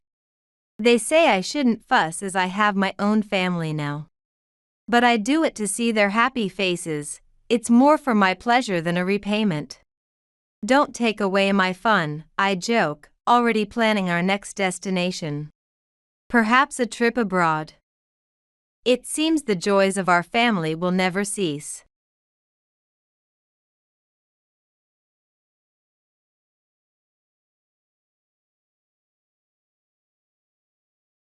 Getting married? Then live with me and take care of me. That's the eldest daughter's job, right? My mother said this completely selfish thing. Up until now, I had always been burdened with household chores and childcare. It seems he plans to continue to burden me with these even after marriage. I nodded and said, okay. Okay, let's live together. And I will thoroughly make him understand all the hardships I've gone through. He better regret it. Thinking this, I smirked. My name is Emma. I am 28 years old and work at a company. I was just recently proposed to by my boyfriend of 3 years, Billy. I was very happy and felt blessed, but I put off my answer. It's not that there's anything bad about Billy. He is kind and considerate, has a sense of humor, and being with him is just fun. He is too good a person for me. Why then do I hesitate to marry such a wonderful person? There is a deep reason for this. To explain the reason, I need to trace back my memories. Memories from my childhood. I was born into a typical salaried worker's family. My father was calm and gentle. My mother was not good at housework, but was an ordinary housewife. I had an older brother 2 years my senior and a younger sister 2 years my junior. It was peaceful days. Everything changed after my brother, 5 years my junior, was born. Soon after his birth, my father passed away. Fortunately, my father had a large life insurance policy, so we were not troubled by money. I remember my mother casually mentioning that the amount was enough to continue our peaceful days as long as we didn't splurge. If my mother had worked part-time then, perhaps the future would have been different. But my mother, who had always been a housewife, did not work. Furthermore, it was as if the reins were off after my father's death. And she even abandoned household chores. The house became a mess. Despite not doing household chores, my mother disliked the house being messy and chose to make her child, me, do it. At that time, my sister and brother were still young. But I had just started elementary school. Yet, my mother would say, a child who is free should do housework, and made me clean. She also pushed the care of my young brother onto me. A demanding brother, not yet 2 years old. No way could a child who had just started elementary school take care of him. I could barely go to school, but as soon as I returned home, I was immediately set to cleaning and shopping, and taking care of my brother. I also did the cooking, peeling vegetables while cutting my fingers, getting burned while stir-frying. Of course, in the beginning, nothing I made turned out well. Cleaning only made things messy, and my brother cried all the time. The food I cooked was inedible. Then my mother's scolding would immediately follow. You're useless. Why can't you do anything right? Your brother is smart and does well in his studies. And your sister has a cute face and is popular. Only you are ordinary and have no redeeming qualities.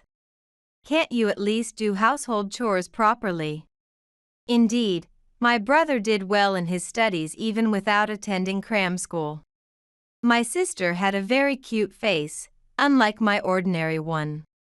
But why am I also a daughter of the same mother?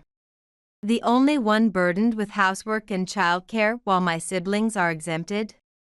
Why am I the only one strictly scolded for my mistakes, when even my own mother can't do much? Now that I am an adult, I understand how abnormal the situation was at that time.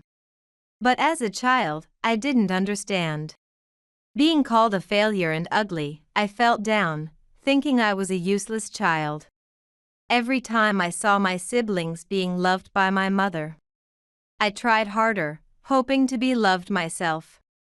I worked hard at household chores and childcare, but my mother never praised me once. When my brother passed the middle school entrance exams on his own, my mother celebrated by taking him to a fancy restaurant. But the only ones who went were my brother and sister. My brother, not yet in elementary school, and I were left at home. Useless and a nuisance, stay home, my mother told us. And I cried at home eating bread while taking care of my brother. When my sister was scouted as a model, my mother was over the moon, hugging my sister and saying, "That's my daughter." Watching this, I was glared at irrationally. "Are you really my daughter?" she said to me. My mother adored my brother and sister. She denied the existence of me and my brother, denied us and pushed household chores and childcare onto us. If something good happened, it was because of my mother. If something bad happened, it was my fault. I was allowed to attend school, but I was never allowed to participate in school events like field trips. "You're supposed to do the housework, aren't you? You can't just slack off." That's what she said. I had no happy childhood memories. No memories of playing with friends after school. I grew up in such an environment, and before I knew it, I had been made to do household chores until I graduated high school. My brother and sister always seemed apologetic towards me. Of course, they tried to help. But when my siblings offered to help, my mother would scream at them furiously. "It's because you're incompetent that you're bothering your siblings. Your brother is studying to enter a prestigious company. Your sister is going to be a celebrity in the future. Don't interfere." Whenever we tried to do something, my mother would blame me. Understanding this, my siblings eventually chose to say nothing. One night, as we lay sleeping, my sister, crying next to me, said, "Sorry, big sister." I hugged her tightly, and we both cried.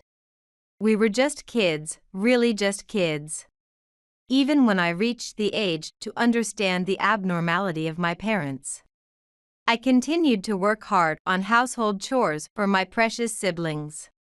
I was provided with food and shelter and was able to attend school. I thought if I endured, that was enough, and so I endured day after day. As time passed, my brother joined a top company as my mother wished and moved out.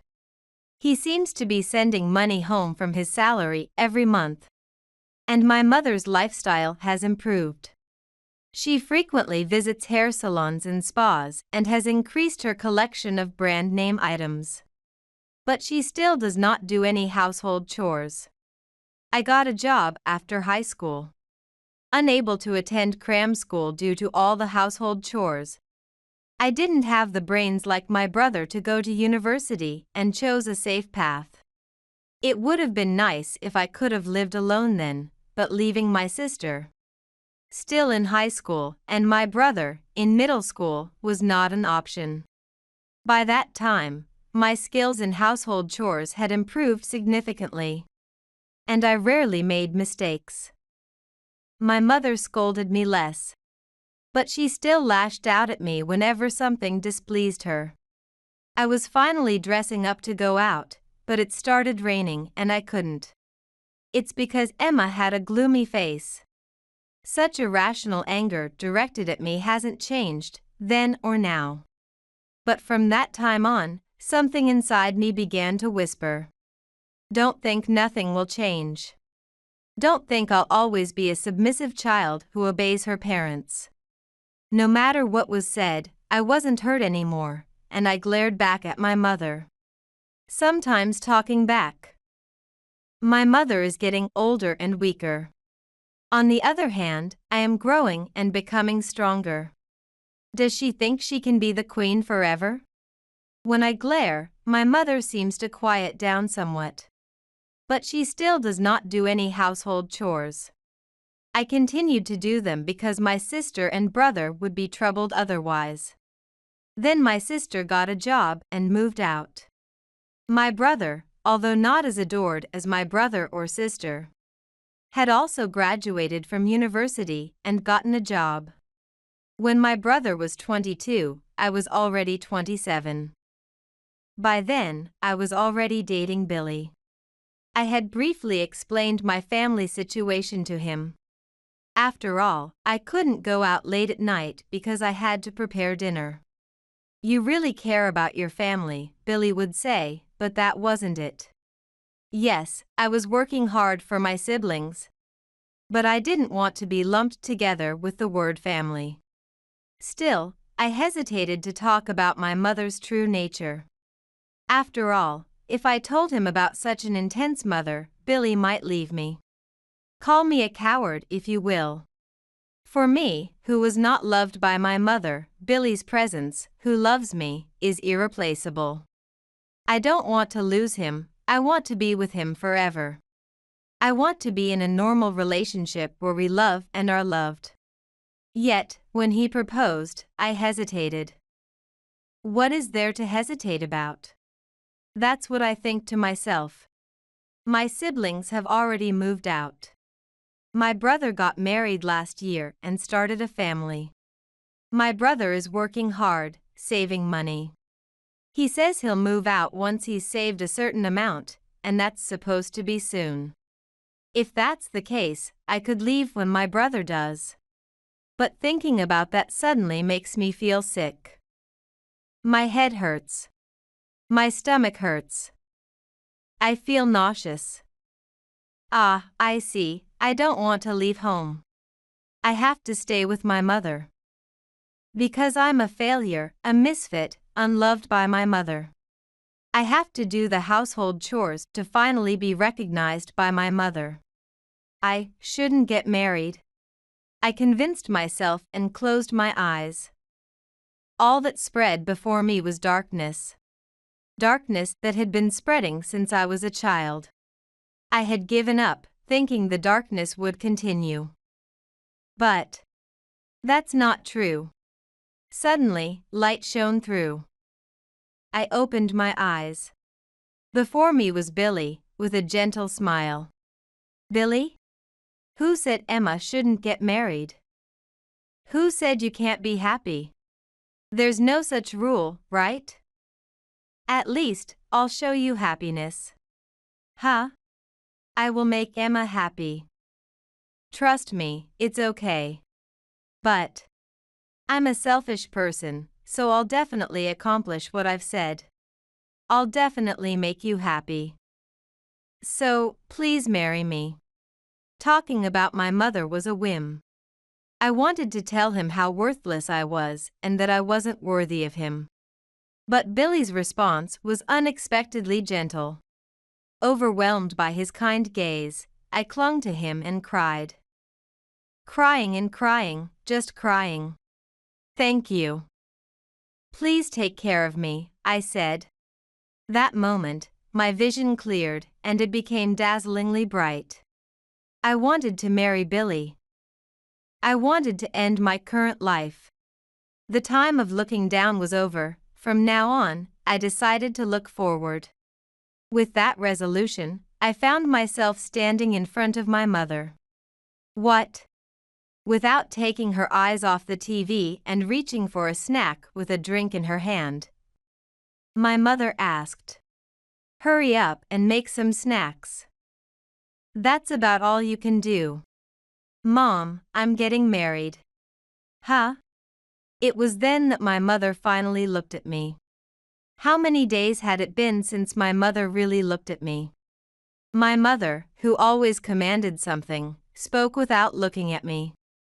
Sitting down, she looked up at me. I, standing, looked down at her as she frowned. Getting married? What about the house? Are you abandoning your brother? I just talked to him, and he said he's moving out when I get married. I see. My mother's expression didn't change as she responded indifferently. So, we're living together. Huh? Getting married? Then live with me and take care of me. That's the eldest daughter's job, right? Saying something utterly selfish. My mother turned her gaze back to the TV as if there was no more to discuss. Not even a single word of congratulations, even though her daughter was getting married. Watching my mother's attitude, various emotions surged within me. And before I knew it, my mouth had automatically said, okay. Okay, let's live together. My mother, who had lived a selfish and self-centered life, had kicked my life around. If she wants to live together, fine. But don't think you can live as carefreely as before, right? I watched my mother drinking leisurely and smirked. After that, Billy and I got married. We registered our marriage and took a commemorative photo. We didn't have a ceremony because neither of us wanted one. After registering, Billy immediately moved into our house. Yes, the beginning of our living together. I'm telling you first, don't ever hesitate with my mother. I had said it many times beforehand, but I emphasized it again, and Billy nodded with a smile. Yeah, don't worry. After all, it was your mother who wanted to live together. I'll do as I please. Yeah. Emma, you too, you're my wife now. And this is your home. Do as you like, okay? Saying so, my husband smirked. I nodded and smirked as well. Well, shall we begin? I thought to myself, rolling up my sleeves, unknown to my mother. Day 1 of living together. What's this? Why isn't my breakfast ready? Emma, are you slacking off? Good morning, Mother. We're both leaving soon, so please prepare your own breakfast. Let's go, Emma. Right. Huh? Wait, just a moment. Not preparing my mother's breakfast, something that hadn't happened in decades. My mother was confused by the unusual situation, and I felt somewhat uneasy. It might be confusing at first to stop a habit. But you'll get used to it gradually. I nodded at my husband's words. My mother's confused face earlier was kind of funny. After finishing work and returning home, the house being messy was usual. I glanced at it and went to my room to change and then to the living room. Emma, what was that this morning? You can't even prepare breakfast for your own mother? You really are incompetent. Huh? Can't prepare breakfast? Mom, aren't you the incompetent one? What? My mother probably didn't expect me to talk back. Leaving my stunned mother alone, I briskly cleaned up the messy kitchen and started preparing dinner. When I finished, I carried the food to my room. Huh? Wait, where's my dinner? There isn't any. No. Don't get carried away just because you got married. Who do you think allowed you to grow up to be like this? Whose? Thanks to the inheritance left by Dad, right? What? What? You insolent. I'm home. Just as my mother tried to say something, my husband came home. Welcome back. Dinner's ready. Really? But I'm sweaty, so can I take a bath first? Sure, that's ready too. Huh? Wait a minute, I should go first. Mother, I'll be taking the bath first. No, wait just a. Ignoring my mother's protest, my husband headed straight to the bath. I returned to my room to lay out dinner. Then my mother started banging on the door. Ignoring her, I prepared and left before my husband came out of the bath, encountering my mother standing there imposingly. "What do you mean by this? What do you mean? You don't prepare my meals, you don't clean the house, you let your husband bathe first. What's the point of living together then? That's normal. I'm married now, so I only take care of my husband. I'm no longer obligated to take care of Mom. Are you a demon? Don't you say that." "What?" I glared back at my mother, who kept blaming me as the bad one, and she lost her words. "What about you, who dumped all the housework on a young Emma and goofed around? Aren't you a demon then?" I managed to grow up safely thanks to the inheritance Dad left us. We could live off that money. But Mom, you did nothing. Do you think you raised me? Of course. How? You let me do all the housework while you goofed around. You doted only on my brother and sister and ignored me and my brother. You never once attended a school meeting. You never showed any interest in my future, just told me to do the housework. How is that raising? That's, well, sorry, but I don't feel grateful at all. So, from now on, I won't take care of Mom." After declaring that, I walked past my mother. She stood there, unable to say anything. The next day. Day 2 of living together. "Emma. Why aren't my clothes washed?" "Because I didn't do it, so of course they're not washed." "But you were running the washing machine yesterday." "I did ours, mine and Billy's." "Do mine too, I'm your mother." This happens right after I return from work, exhausted, and she's been playing all day. You have free time, so you should do the laundry yourself. I'm training you. Thanks for that. I'm already well trained, so no more is needed from now on. You insolent. Mother, don't you even know how to wash?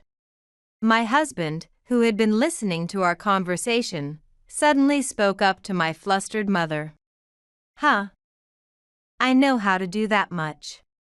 If you don't know, I can teach you. Come on, follow me. I'm telling you I know how. Do you really know? First, you open the lid, right? Then you put in the detergent and fabric softener here. I'm telling you, I know.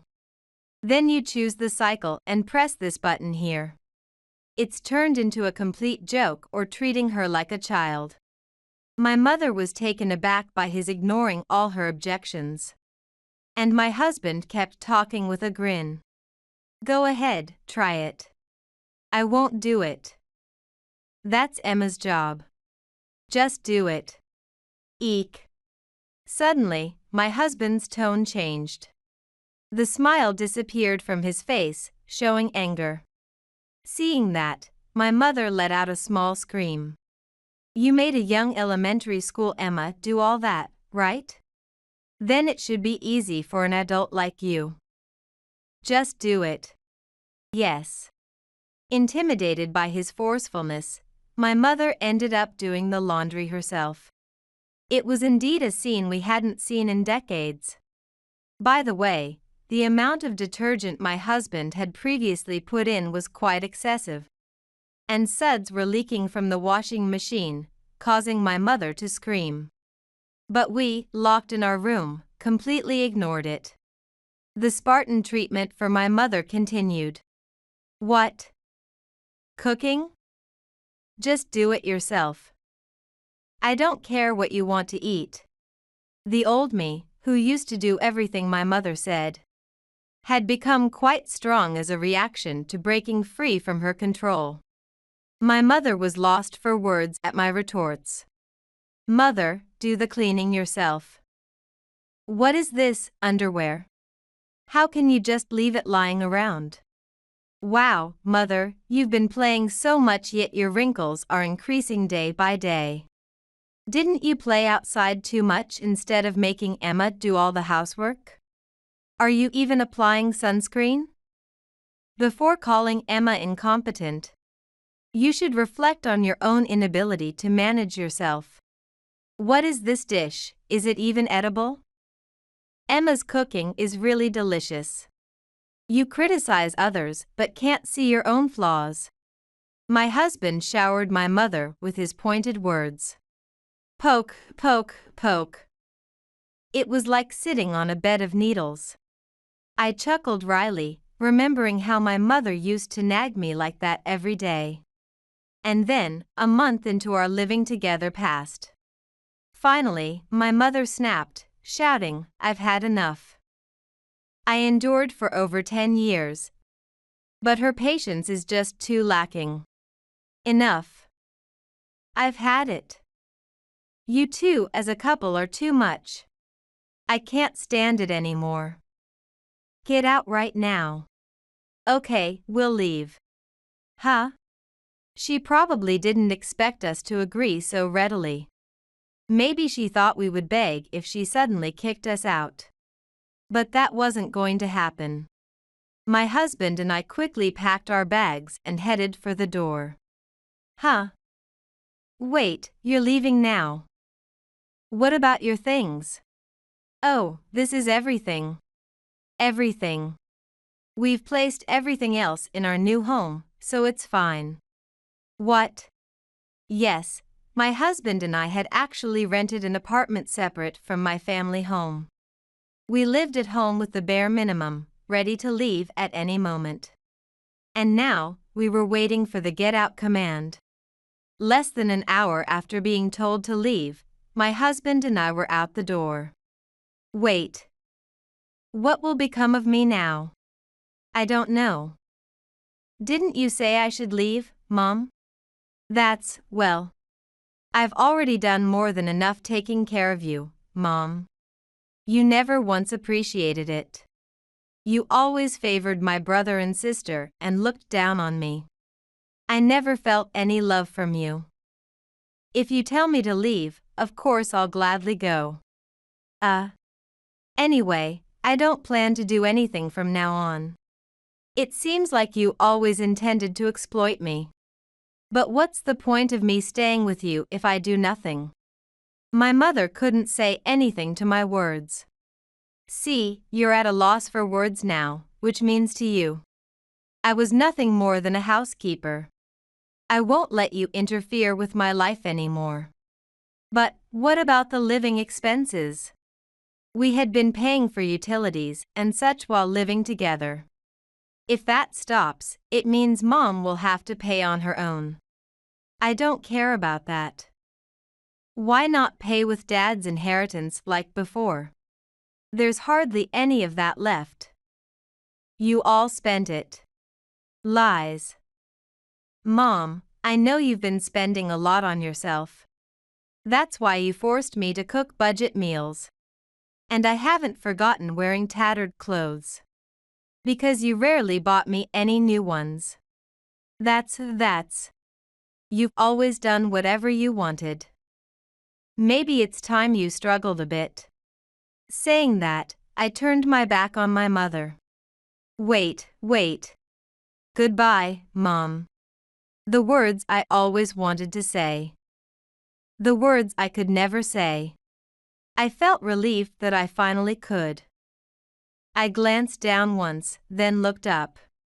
My husband was waiting for me with a smile. Without looking back, I ran to my husband, took his hand. And we left my childhood home behind. Afterwards, after squandering my father's inheritance and struggling financially, my mother first contacted my brother. She suggested living together, but he refused, saying, I can't live with a mother who tries to exploit her children. My current family is what's important to me. Upon learning that the remittances he had been sending were spent on my mother's luxury purchases, my brother declared he would stop them. And apparently, my mother screamed. Then she called my sister, but my sister bluntly cut her off, saying, "Live with mom? No way, absolutely not. Living with a mother who does nothing around the house? Impossible. I'm busy, so I'm hanging up." Later, my sister called me. "Mom has always exploited you and had fun, what now?" "I'm sorry for always pushing her onto you," she said. Although she was loved by my mother, my sister couldn't forgive her treatment of me. "Let's cut ties with mom, you should too," she suggested, ending the call. My brother apparently also received a call from her, screaming, "Take care of me," but he hung up without a word and blocked her number. Hearing that, I laughed. In the end, our mother's twisted love was not understood by any of her children. And she was abandoned. My siblings said they were sorry they couldn't do anything, but we were just kids. It's understandable that we didn't have the capacity. Later, my mother had to sell the family home. Apparently, she ran out of money and couldn't sustain her lifestyle. But it was an old house and didn't sell for much. Now she's crying about having to start working part-time, late in life. She's been crying to each of us kids in turn, but none of us are paying attention. After all the freedom she took, it's time for her to experience some hardship. Having learned from my mother's example, I vowed not to let my children suffer. I will give them plenty of love without discrimination. As I stroke my belly, carrying a new life that will soon be born, I think about this.